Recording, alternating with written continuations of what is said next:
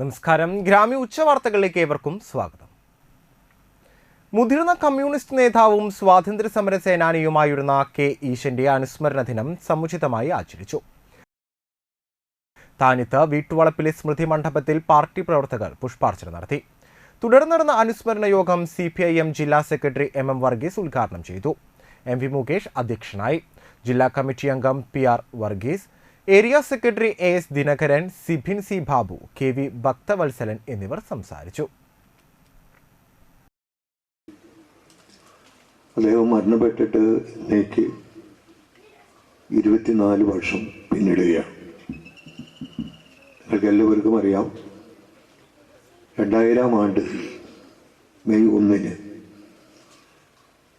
സർവദേശീയ തൊഴിലാളി ദിനമായ മെയ് 1 അദ്ദേഹം വിട പറയുന്നു.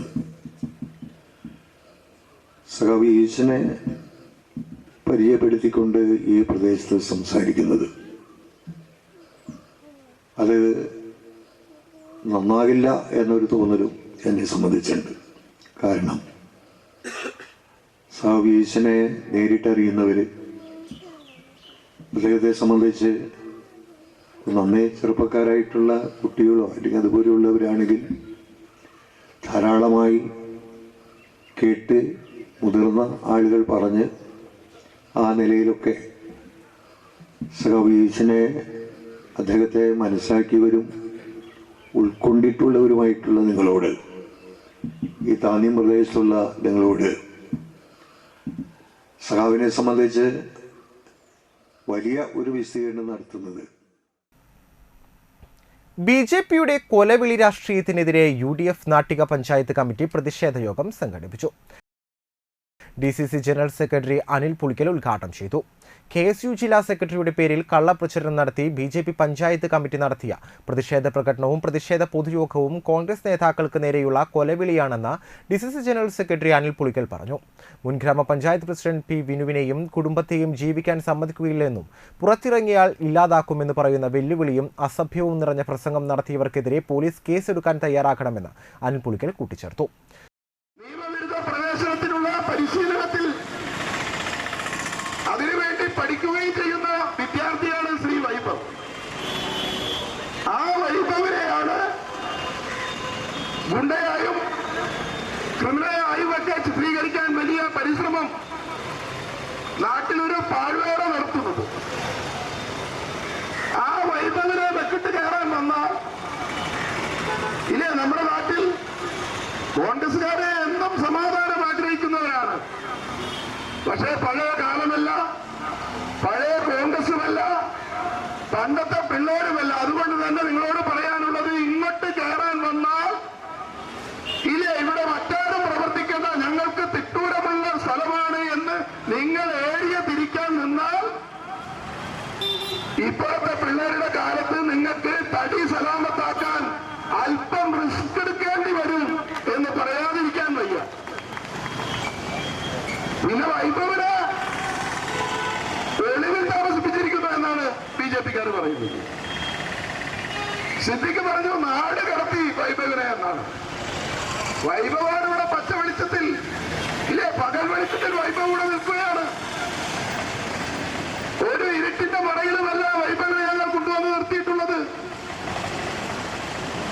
അപ്പൊ ഇവർക്ക് കാണണമെങ്കിൽ കണ്ടോളാൻ എന്ന സന്ദേശം തന്നെയാണ് ഈ പ്രതിഷേധ യോഗത്തിൽ ഞങ്ങൾ ഉയർത്തുന്നത്. UDF panchayat chairman PM Siddique അധ്യക്ഷത വഹിച്ചു. DCC general secretary K Dileep Kumar മുഖ്യപ്രഭാഷണം നടത്തി.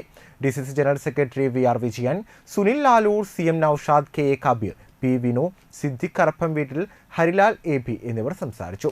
AM Sidhaprasad, VD Sandeep, CG Ajith Kumar, PH Muhammad, CK Shaji, Reena Padmanabhan, CK Ibrahim, TV Shine, PC Jayapalan, KA Rehenesh തുടങ്ങിയവർ പ്രതിഷേധ യോഗത്തിന് നേതൃത്വം നൽകി. മണലൂർ പഞ്ചായത്തിൽ നിന്നും ദീർഘകാല സേവനത്തിനു ശേഷം വിരമിക്കുന്ന അംഗനവാടി ടീച്ചേഴ്സിന് യാത്രയയപ്പ് നൽകി.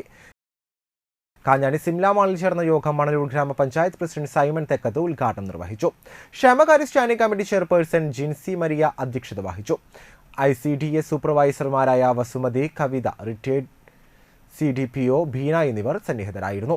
വിരമിക്കുന്ന ടീച്ചർമാരായ അൽഫോൻസ, സിംപതി, അനിത, കൊച്ചേലിയ, രഥിക, താര, ആനന്ദവലി എന്നിവർക്ക് ഉപഹാര സമർപ്പണവും നൽകി.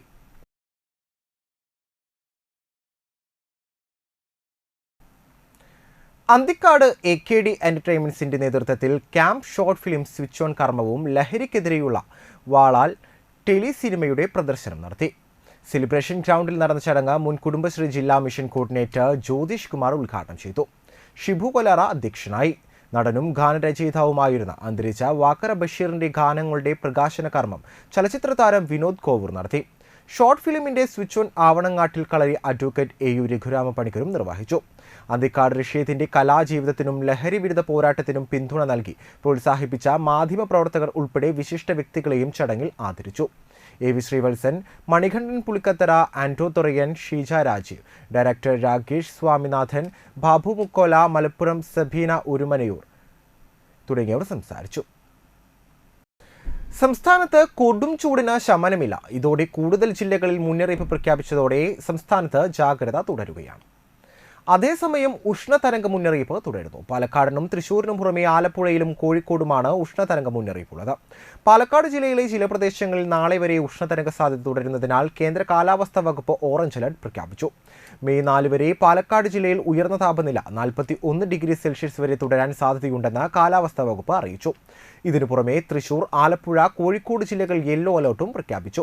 ഇടുക്കി, വയനാട് ഒഴികെയുള്ള 12 ജില്ലകളിലും താപനില മുന്നറിയിപ്പുണ്ട്. സാധാരണയേക്കാൾ 3 മുതൽ 5 ഡിഗ്രി സെൽഷ്യസ് വരെ താപനില ഉയരുമെന്നാണ് മുന്നറിയിപ്പ്. തൃശൂർ ജില്ലയിൽ ഉയർന്ന താപനില 40 ഡിഗ്രി സെൽഷ്യസ് വരെയും, കൊല്ലം, കോഴിക്കോട് ജില്ലകളിൽ ഉയർന്ന താപനില 39 ഡിഗ്രി സെൽഷ്യസ് വരെയും, ആലപ്പുഴ, കോട്ടയം, പത്തനംതിട്ട, കണ്ണൂർ ജില്ലകളിൽ ഉയർന്ന താപനില 38 ഡിഗ്രി സെൽഷ്യസ് വരെയും, തിരുവനന്തപുരം, എറണാകുളം, കാസർഗോഡ്, മലപ്പുറം ജില്ലകളിൽ ഉയർന്ന താപനില 37 ഡിഗ്രി സെൽഷ്യസ് വരെയും ഉയരാൻ സാധ്യതയെന്ന് കേന്ദ്ര കാലാവസ്ഥാ വകുപ്പ് അറിയിക്കുന്നു.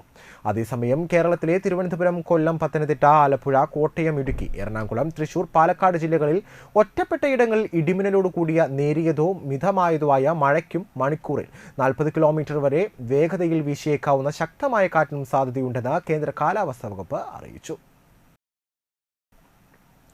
ഇതോടുകൂടി ഗ്രാമീണ ഉച്ചവാർത്തകൾ ഇവിടെ അവസാനിച്ചു. നമസ്കാരം.